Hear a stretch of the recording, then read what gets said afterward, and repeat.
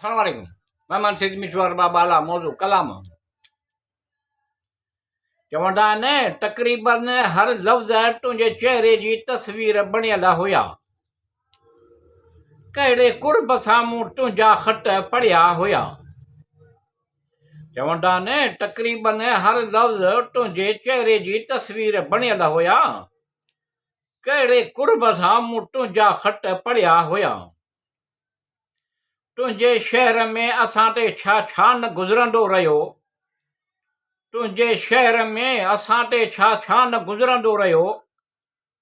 पर असां क़ाइमु रखियो तुंहिंजे अज़मत जा भरम रखिया हुया चवंदा आहिनि तक़रीबन हर लफ़्ज़ तुंहिंजे चहिरे जी तस्वीर बणियल हुया कहिड़े कुर्ब सां मूं तुंहिंजा ख़त पढ़िया हुया केरु कोन्हे केरु कोन्हे केरु कोन्हे ऐं दिल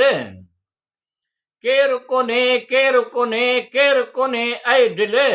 दरवाज़ा फ़क़ति तेज़ हवाउनि सां खुलिया हुया चवंदा आहिनि तक़रीबन हर लफ़्ज़ तुंहिंजे चहिरे जी तस्वीर बणियल हुया कहिड़े कुर्ब सां मूं तुंहिंजा ख़त पढ़िया हुया हाणे उन खां वधीक कहिड़ो सबूत ॾियां जज़्बे दिलि हाणे उन खां वधीक कहिड़ो सबूत ॾियां जज़्बे दिलि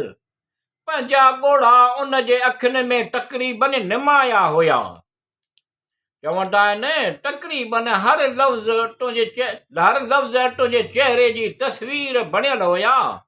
कहिड़े कुर्ब सां मूं तुंहिंजा ख़त पढ़िया हुया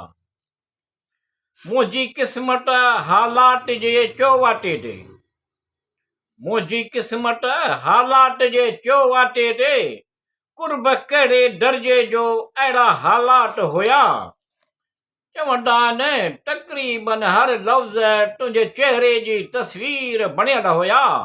कहिड़े कुर्ब सां मूं तुंहिंजा ख़त पढ़िया हुया आऊं उन्हनि खे हासिलु करण जी कोशिशि कंदो रहियुसि ऐं तो विञाए छॾिया